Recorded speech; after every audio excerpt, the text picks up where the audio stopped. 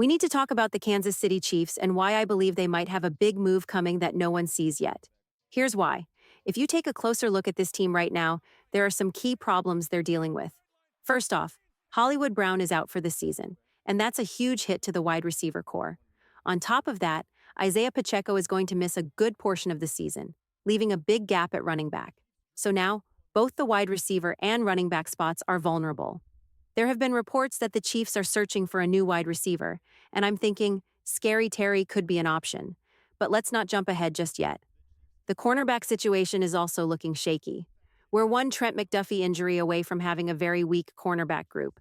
And don't even get me started on the left tackle position. Are Wanya Morris and Darian Kinnard really the answers this season? We might see them bring in a veteran like Donovan Smith or David Bakhtiari, which honestly I've been suggesting since the offseason. As for cornerbacks, Xavier Howard could be a solid solution to that weakness. When it comes to wide receivers, maybe a trade for Scary Terry would fill the gap. For the running back position, I think we're in good shape for now. We've got Kareem Hunt, Clyde Edwards-Helaire, and Jerick McKinnon to keep things steady while Pacheco is out.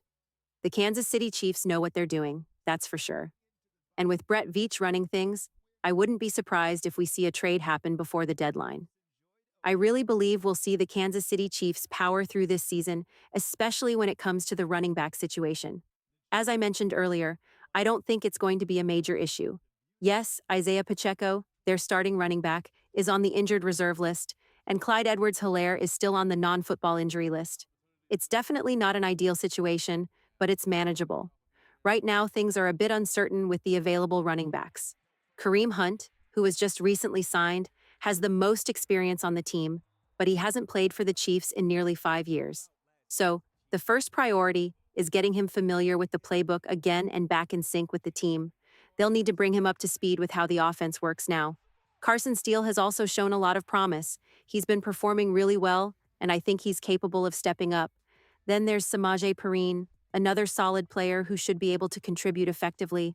It's a strange situation right now because we're not sure exactly how things will unfold for the Chiefs. But if there's one thing we know, it's that this team knows how to adapt. Andy Reid is all about that next man up mentality, and I don't think these injuries will slow them down much. I fully expect the Chiefs to keep pushing forward, winning games, and not losing momentum despite the setbacks. That's just my opinion, but I truly believe the Kansas City Chiefs won't take a step back. Even with some key losses, like Isaiah Pacheco, I think they'll be just fine. Andy Reid is an excellent game planner, and he knows how to adjust. I do believe the Chiefs will eventually make a big move to bring in another weapon. While we might not see it immediately, I'm confident it's coming. With the current injuries, it makes sense that they would look to strengthen the roster. Whether through free agency, adding depth, or making a trade, they're going to do what's necessary to stay competitive. That's just what teams do when they're pushing for a three-peat. If a key player gets hurt, you find a way to replace that player and his production. It's not personal, it's just what has to be done to keep winning. As for tomorrow's game against the Falcons, I expect Travis Kelce to step up and have a solid impact. Xavier McKinney should also play well, but I think the biggest impact will come from Rashee Rice. The Falcons' zone coverage isn't exactly ideal for Rice, and I believe he'll take full advantage of their defensive setup. Atlanta's defense, in general, isn't very strong, so Rice has the potential to shine in this game. The zone coverage that the Falcons use could really struggle against a player like Rashee Rice. He has the ability to exploit that coverage, which is why I think the Falcons will have a tough time with him tomorrow. If you're into sports betting, I'd recommend considering a bet on Rashee Rice's passing yards. I expect him to have a big game. The Chiefs definitely need to make a move, whether it's through a trade or another signing. When you're aiming for a three-peat, you have to be proactive and keep making adjustments. Injuries shouldn't derail your season. That's just not how it works for a championship team. I hope the Chiefs can keep their momentum going. I know it's a stressful time for both the team and Chiefs fans. Making a move could definitely help improve the situation. Personally, I believe that some sort of addition could really benefit the team. I apologize if this video isn't up to my usual standards. I'm rushing a bit because I have something else to take care of. I just wanted to get this update out there. We'll see what the Chiefs decide to do.